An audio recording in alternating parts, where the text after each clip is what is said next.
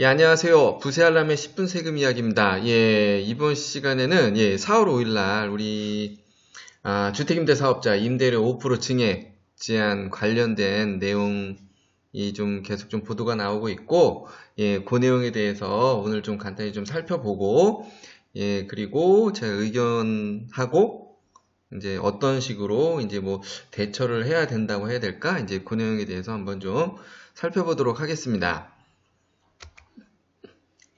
먼저 이제 일부 기사는 혜택 준다더니 정부가 이제 뒤통수 쳤다. 5%를 소급 적용 이제 시끌하다 이런 내용이고 또 일부 언론사에서는 임대료 꼼수 인상 막는다.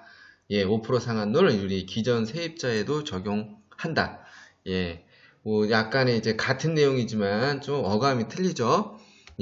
그런데 제가 계속 영상에도 올려드렸지만은 일단 먼저 1주택자는 이거 뭐 큰 상관없죠. 주택임대사업자 뭐 어차피 등록 안 해도 되니까 뭐 이런 내용 큰 상관없고, 뭐 2주택자도 제가 말씀드렸지만 뭐 일시적 2주택 뭐 전세 뭐 하시는 분 굳이 전혀 주택임대사업자랑 상관없죠. 그리고 뭐 의무화 됐지만 제가 이제 여기 영상에도 달아놨지만 굳이 꼭 안 해도 되는 거였고요. 그죠? 이제 그런 상황이고. 자, 그리고 이제 소급 적용에 관련된 내용인데요. 일단 우리 큰 그림에서 보면 일단 우리 이번에 문재인 정부에서는 서민주거 안정화 이런 게 좀 있죠. 그리고 임대료 이제 급격한 인상을 좀 막겠다. 그런데 지금 제가 이제 뒤에도 말씀드리겠지만 여기서 이제 다소 이제 그런 분들이 좀 저는 이제 우려가 되는 거예요. 뭐냐면은 끝나고 나서 이제 조금 뭐 급격히 상승한다기보다도 임대료를 조금이라도 좀 더 상향해서 좀 받고 싶은 마음이 있는 분들, 그런 분들한테는 좀 아쉬운 부분이 아닌가 이렇게 생각이 되는데, 저도 이거 시행일 이후부터 이제 저는 등록분부터 일단 저는 예상을 했습니다. 그렇게 될 거라고 예상을 했는데, 어떻게 이제 결론적으로 이제 급격한 임대료 인상으로 인해서 이제 기존 세입자, 왜냐면 5% 상한 때문에 기존 세입자가 좀 혼란을 이제 가져올 수 있지 않을까 뭐 이런 부분도 좀 염두를 했던 것 같고요. 그런데 요거는 지금 이게 지금 뭐 6월부터 뭐 6월 이후부터 적용된다고 그러는데 10월 정도? 아직 정확한 건 아닌데, 제가 볼 때는 요거 한번 좀 약간 변경도 될 수 있지 않을까, 좀 그런 기대는 좀 해보고 있고요. 왜냐면 그, 이런 분들, 그 급격한 상승이라기보다도 이제 조금이라도 좀 더 받고 싶어 하는 분들. 그런데, 과연 이런 분들이 또 모두가 선의의 피해자가 될 수 있느냐? 이제 제가 그 부분에 대해서 좀 얘기 좀 하려고 하는 거고요. 한번 내용을 보면은, 요건 제가 뒤에 말씀드릴 거예요. 먼저, 요게 좀 논란도 있었어요. 2월 12일 날 개정됐을 때, 임대차 계약 이제 체결 이후부터 갱신할 때 5% 상한 지키지 않으면은, 그 양도세 뭐 여러 가지 혜택 같은 거 주지 않겠다. 근데 이제 요게 이것도 좀 대두가 된 내용이 있는데 이건 제가 뒤에 말씀드릴게요. 일단 어쨌든 이번에 이제 만약에 예정대로라면 10월부터 이제 시행 예정인데, 이제 기존 세입자도 갱신할 때 5% 증액 상한을 적용받게 된다. 일단 이 내용입니다. 제가 먼저 들어가기 전에 이제 요거 제가 양도세 관련된 걸 제가 한번 좀 가져왔어요. 뭐냐면은 주택임대사업자 사업자 등록 꼭 해야 하나요? 제가 여기서 다뤘지만은 굳이 안 해도 되는 분들이 많거든요. 다주택자가 아니시면은 또 다주택자라도 안 해도 되는 분이 있어요. 근데 이런 만약에 그 양도할 때 이런 양도세를 내셔야 될 분이 있어요. 2주택 조건, 뭐 3주택 조건. 예를 들어서 일반 지역이라도 양도세 내야 돼요. 이거 가정이 5억에 취득해서 한 7억 5천 매도했을 때 2억 5천 양도차익이 있다고 가정하고 한 6년 정도 제가 보유했다는 가정하는 거예요. 그냥 그랬을 때 한 6,500 정도 양도세를 내야 돼요. 조정 대상 지역이면 1억. 자, 3주택이면 거의 1억 3천까지 내야 되는 경우거든요. 이 부분은 제가 이제 여기 그 양도세 계산하는 건 다뤄놨으니까 좀 필요하신 분은 참고로 보시고, 자, 그리고 우리 종부세 한번 볼게요. 만약에 조정 대상 지역 2주택 또는 이제 다주택자들을 제가 말씀드리는 거예요. 이런 분들이 어느 일정 기준 이제 과표기가 넘어가면은 이것도 제가 이제 다뤄놓은 영상이 있으니까 여기서 이제 어떻게 계산했는지 이런 뭐 종합부동산세 뭐 재산세 이런 걸 또 내야 되죠. 내야 되는데 자, 주택임대사업자 등록을 하면은 여러 가지 감면 혜택들이 있죠. 물론 다 해당되는 건 아니지만 거주주택비과세부터 장기보유공제, 이런 혜택들이 다 있습니다. 혜택들이 있고요. 자, 그리고 이제 요거로 이제 혜택을 보기 위해서 대부분 등록한 분들이 많이 있을 거라고 봐요. 근데 여기 보면은 이제 제가 이제 요 기사를 좀 가져온 건데 요거 내용을 보고 임대사업자 등록하게끔 유도해 놓고 이제 소급 적용이라니 이제 뭐 사기다 뭐 이렇게 얘기를 하는 거고 뒤통수를 맞은 것 같다 뭐 이런 얘기십니다. 근데 혹시 이분은 만약에 굳이 등록 안 해도 될 수도 있지만은 이런 양도세 혜택을 충분히 볼 수 있는 조건이 될 수도 저는 있다고 봐요. 또 물론 종합부동산세 혜택, 이거 작은 거 아니죠. 뭐 양도 차익이 5천이라도 뭐 조정 대상 지역에서 뭐 2,500을 내야 되고 예를 들어서 어쨌든 양도세를 내야 되는데 이런 혜택을 볼 수 있는 분들이 있는 거죠. 주택임대사업 등록하면서. 제가 이제 말씀드리는 거는 그러니까 뭐 일시적 2주택이나 이런 조건으로 하면 굳이 등록할 필요가 없는 거거든요. 그래서 이런 게 아무 의미가 없는 거예요. 등록 안 해도 되니까 이런 소급 적용. 근데 지금 이렇게 얘기한다는 거는 뭔가는 혜택은 보고 또 이제 이번에 요거 약간의 그 임대료 상한 이거에 대해서 강력하게 좀 이의를 좀 제시하는 부분인데, 그런데 제가 또 요 나오는 이제 기사 중에서 이제 부동산 전문 변호사님이라고 하는데 헬리오시티를 예를 또 들었네요. 송파에서 임대주택을 등록한 사람을 떠올려 보자 이러면서, 자, 그랬을 때 이분들이 좀 피해를 갈 것 같다. 근데 저는 이게 지금 비유가 아주 잘못됐다는 거죠. 특히 송파 헬리오시티 같은 경우는 지금 현재 이렇게 해당하는 분들은 극히 드물 거라는 거죠. 왜냐면 송파 헬리오시티가 기존부터 계속 전세 뭐 해놨던 거는 최근에 시작했어도 거의 지금 나가지 않는 상황들이 많거든요. 그래서 어쨌든 요거를 저는 이제 비유를 든 거는 좀 잘못됐다고 보는 거고, 제가 그리고 좀 우려하는 거는 그거예요. 만약에 좀 아까 좀 약간의 모르겠어요. 이분들이 이제 이분들도 어떻게 보면 좀 다주택자에 해당되실 수 있는데, 그렇죠. 그러니까 이런 혜택을 보려고 다 등록을 하셨을 거 아니에요. 양도세 비과세 혜택이나 만약에 1주택, 2주택 조건으로 아무것도 모르고 그냥 했다. 이러면 좀 문제가 있죠. 굳이 안 해도 되는데 했던 거니까. 근데 어떤 거 혜택을 보기 위해서 저는 혜택을 보기 위해서 좀 했다고 보는 거고요. 그리고 만약에 여기서 이런 분들일 경우에 만약에 5억을 만약에 전세를 만약에 넣었다 가정하고 나중에 뭐 6억을 올릴까요? 7억을 올릴까요? 그게 또 올릴 수 있을지는 모르겠는데, 자, 이럴 때 만약에 이런 분들은 이런 혜택도 보면서 만약에 이러면 기존 이제 세입자는 제가 뭐 세입자를 대변하는 건 아니지만은 좀 많이 곤란해지겠죠. 이렇게 뭐 급격하게 오르면은. 근데 제가 말씀드렸지만 좀 일부만 좀 올리고 좀 하려고 하는 분들은 좀 아쉬움이 있을 수 있다. 이런 거죠. 그러니까 제가 말씀드리고 싶은 거는 이런 혜택 대비해서 이제 이런 걸 좀 감안했을 때 이게 좀 큰 부분은 아닐 수 있다. 이제 그 부분인데 너무 이제 언론에서 일부 여기 변호사님도 그렇고 이런 또 송파 헬리오시티를 좀 거론했다는 거는 제가 이 부분 좀 왜냐면 극히 일부라는 거죠. 여기는 이렇게 할 분이 몇 분이나 있겠어요. 이게 진짜 그 지방에 아주 다 많은 분들, 그런 분들을 좀 대상으로 얘기가 나왔으면은 조금 저는 납득을 했을 텐데, 이거는 좀, 물론 뭐 소수도 뭐 중요하지만은 좀 비유가 좀 잘못했다고 보는 거죠. 그리고 이게 나쁘게 말하면은 또 이제 이런 분들이 이런 혜택 보면서 갭 투자, 또 나라에서 이제 우리 과세당국에서 재산 증식 수단으로 쓰지 말아라. 근데 이제 어쨌든 이런 식으로 활용을 하는 거죠. 나쁘게 말하면 또 투기를 하신 분이라는 또 표현도 들을 수 있는데, 일단 요거는 제가 뭐 급진적인 언어를 쓰지는 않을 거고, 이제 뭐 다 그런 건 아니겠지만, 이제 이런 부분이 있고요. 그리고 자, 주택임대사업자 제가 이제 계속 다뤘지만은 정책 강화한 거는 본질은 하나입니다. 다주택자 적어도 3주택 이상 다 겨냥이 됐고요. 특히 조정대상 지역입니다. 조정대상 지역이고, 제가 요거는 이제 오해와 진실이라고 그래서 이거 좀 다뤄놨으니까 참고해서 보시고, 그러니까 이런 분들에 한해서 좀 이렇게 강하게 규제를 하는 거거든요. 여기서 보시면 알겠지만은 혜택 받을 분은 되게 많아요. 아직도. 그런데 이런 분들이 특히 이제 주택임대사업자 혜택을 잘 알아. 이런 분들은 진짜. 그래서 등이 없고 계속 갭 투자를 하시는 분들이 많다고요. 실제 현실이고. 계속 이제 여기 확대 안 되니까 계속 외곽으로 또 빠지면서도 이렇게 하고 있어요. 예. 그런 분들이 계시거든요. 이 혜택을 알기 때문에. 그리고 지금 얘기도 말했지만 지금 주택임대사업자 뭐 혜택이 줄어서 등록하지 말아라 하지만은 일부 분들은 이런 다주택자분들은 여러 가지 이제 종부세 이런 거 다 피하기 위한 거, 양도세 그런 게 해서 자식한테 이제 증여한 다음에 이거 뭐 2살짜리한테 증여하는 것도 있다고 그러네요. 2살짜리한테. 그리고 주택임대사업자 등록을 이런 분들은 하고 있어요. 왜냐? 이 혜택을 알기 때문에. 이 혜택이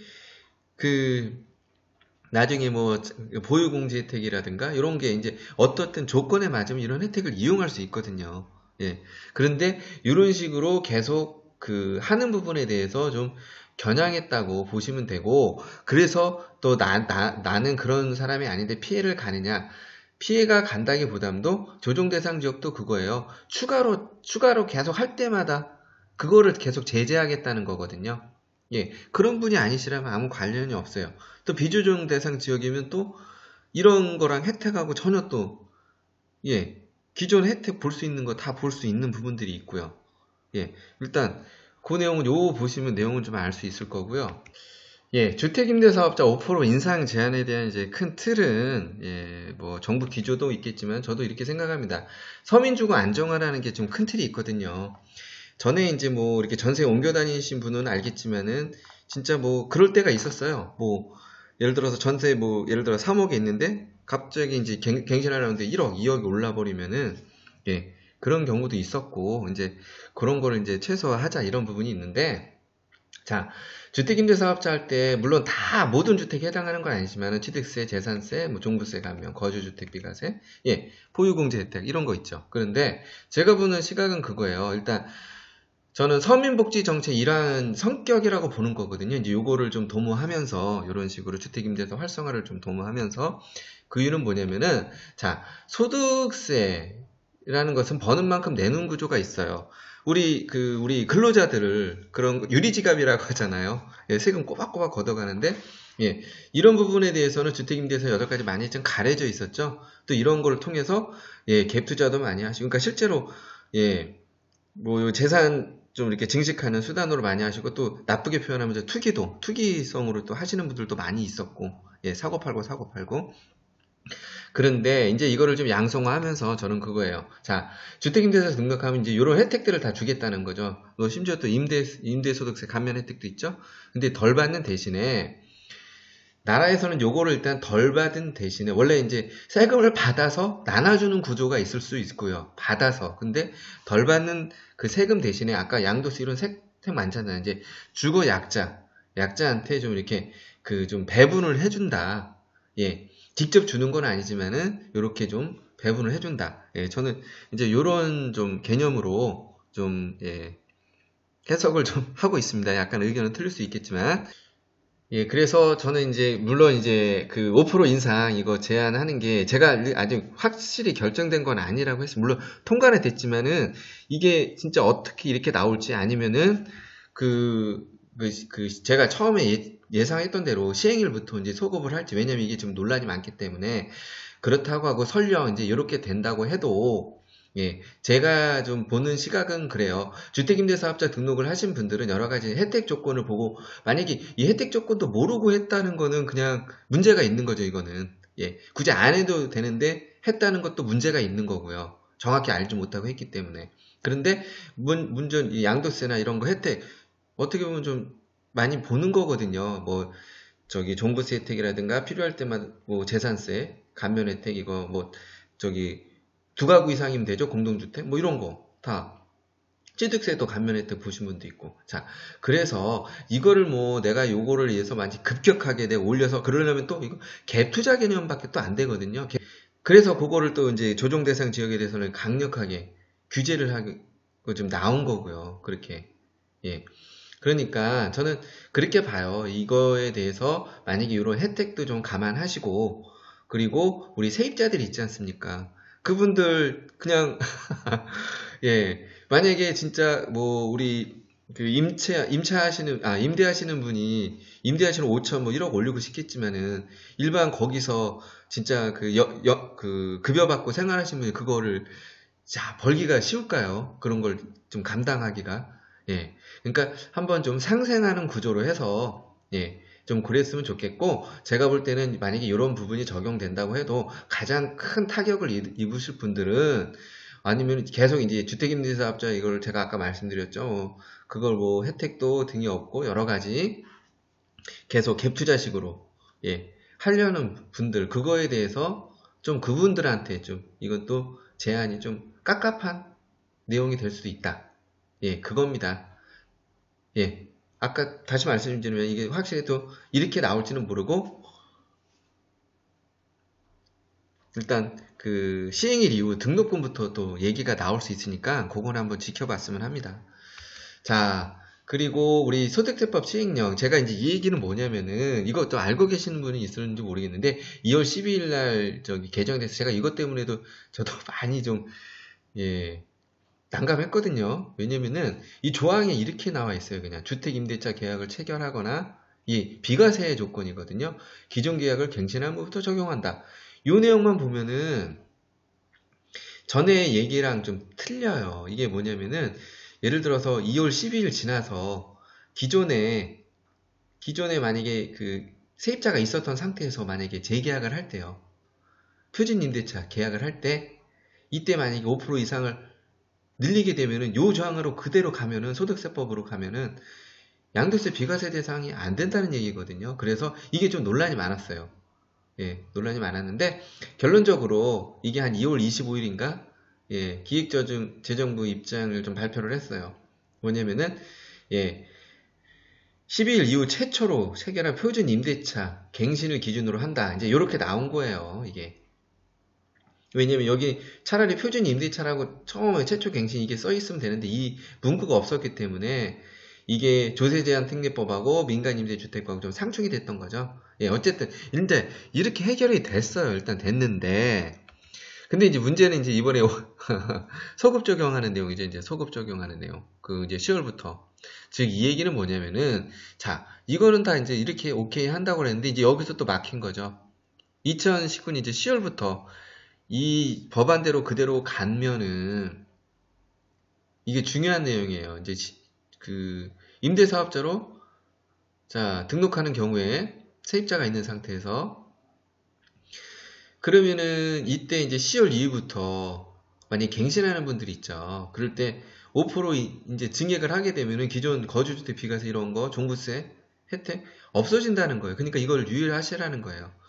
비록 여기서 이제 이렇게 정리는 됐는데 이제 여기서 이게 또 하나 좀 발목이 잡혔다고 해야 되나? 네, 그렇죠. 근데 제가 또 다시 말씀드려요. 이게 10월부터 또 등록한 주택부터 얘기가 나올 수도 있습니다. 제가 그거는 한번 좀 지켜보자고요. 네, 제가 장담은 못 드리지만. 자, 그리고 예, 이건 뭐 임대사업 하는 분들은 아시겠지만 이제 5%또 넘게 인상할 때는 이제 3천만 원으로 이제 상향이 될 거예요. 이제 과태료가. 예, 참고하시고 또 의무기간 있죠? 뭐 4년, 8년이든 예, 준수하지 않을 경우에 이제 과태료도 5천만 원으로 예, 상향 조정됩니다. 그러니까 이거 참고하시고, 왜냐면은 요거는 또 이유가 있어요. 왜냐면은 좀 이렇게 주택 그 매매 막 이렇게 하는 분들은 그 어느 일정 수익만 갖춰지면은 예, 그냥 진짜 뭐 내가 여기서 세금 다 내고 1, 2천 뭐 번다 할 때 이렇게 사고 팔고 하시는 분도 있거든요. 충분히 가능한 얘기거든요. 근데 그런 거를 좀 이제 그런 식으로 이제 하지 말아라. 이제 그런 좀 취지가 있다고 보시면 되고요.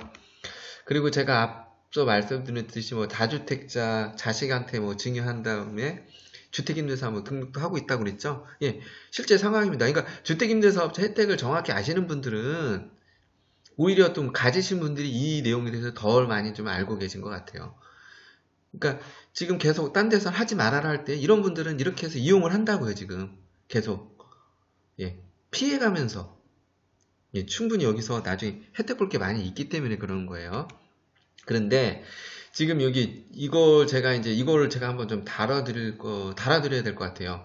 지금 일부 뭐 내용들 보면은 증여주제 배제 원칙이라고 뭐 해갖고 뭐 자식한테 뭐 3억 이상 뭐 그냥 공짜로 다 할 수 있다. 예, 이거 위험합니다. 이거 제가 요거는 한번 내용을 달아드릴게요. 이거 또 부담부 중에 여러 가지 좀 내용들이 있는데 요거는 제가 증여 부분 내용으로 해서 한번 다뤄드리겠습니다. 이거 엉뚱하게 뭐 이거 증여주제 배정의 원칙 어디서 듣고 함부로 하셨다가 나중에 예, 증여세 아주 폭탄 맞을 수 있습니다. 그 이유는 제가 여기다 별도로 말씀드릴게요. 예, 오늘 그리고 또 처음 들으시는 분이 있을 수 있어서 저희 이제 부살람 채널은 이렇게 하면서 각종 분야, 공공 분야, 일반 분야 이런 거 관련된 내용들 예, 좀 정확히 제가 짚어드리고 사전에 준비할 수 있도록 좀 분야 관련된 내용하고요. 세금 관련된 내용을 좀 계속 다룹니다. 예, 절세 방안부터 그리고 주택임대사업자 관련된 내용 예, 좀 많이 도움이 되실 거예요. 그리고 나중에 주택임대사업자 제 채널 보신 분 중에 이거 양도하실 때 예, 제가 좀 팁을 드릴 수가 있어요. 이거 절세 방안들 이런 걸 제가 도움을 드릴 수 있으니까 예, 뭐 한번 질의를 하시든지 그건 참고하시고요. 예, 어떻게 좀 도움이 되셨으면은 예, 구독 예, 추천 부탁드리고요. 예, 저는 또 다음 시간에 다시 찾아뵙도록 하겠습니다. 부세 알람의 10분 세금 이야기였습니다.